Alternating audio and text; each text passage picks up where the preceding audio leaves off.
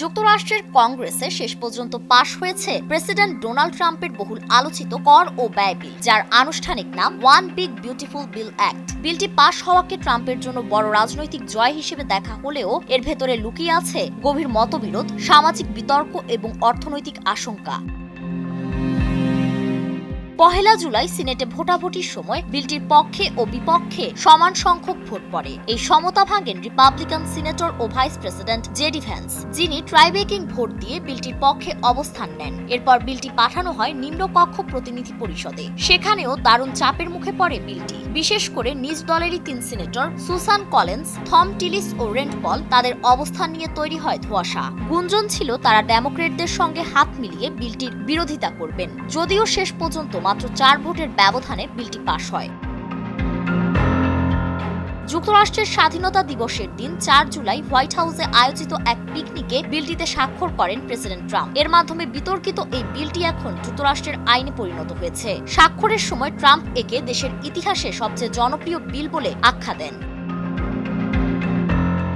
The big beautiful bill হল 119তম মার্কিন কংগ্রেস কর্তৃক পাশ করা একটি বাজেট পুনর্মিলন আইন, যা ডোনাল্ড ট্রাম্পের দ্বিতীয় মেয়াদের এজেন্ডার মূল গঠনকারী কর এবং ব্যয় নীতি ধারণ করে। নতুন বাজেট আইনে ধনীদের জন্য বড় অঙ্কের কর ছাড়ের পাশাপাশি কম আয়ের নাগরিকদের জন্য স্বাস্থ্যসেবা ও খাদ্য সহায়তা কর্মসূচিতে ব্যাপক কাটছাট আনা হয়েছে। গবেষণা সংস্থা centre on budget and policy priorities জানায়, কর ছাড়ের সবচেয়ে বড় সুবিধা পাচ্ছেন দেশের সবচেয়ে ধনী শ্রেণী। আইনটিতে অভিবাসন নিয়ন্ত্রণে $170 কোটি বরাদ্দ রাখা হয়েছে, যা ট্রাম্প প্রশাসনের গণবহিষ্কার অভিযান আরও জোরদার করার ইঙ্গিত দিচ্ছে। ইতোমধ্যে অপরাধের রেকর্ড না থাকা অভিবাসীদের গ্রেফতারের ঘটনা বাড়ছে। এছাড়া এই বাজেটের মাধ্যমে বাইডেন প্রশাসনের পরিবেশ বান্ধব সবুজ শক্তির বিভিন্ন প্রকল্প বাতিল করা হয়েছে। বিশ্লেষকদের মতে এর ফলে জলবায়ু সংকট মোকাবেলার প্রচেষ্টা বড় ধাক্কা খাবে। তবে ট্রাম্পের দাবি, এই বিল দেশের অর্থনীতিকে রকেটের গতিতে এগিয়ে নিয়ে যাবে।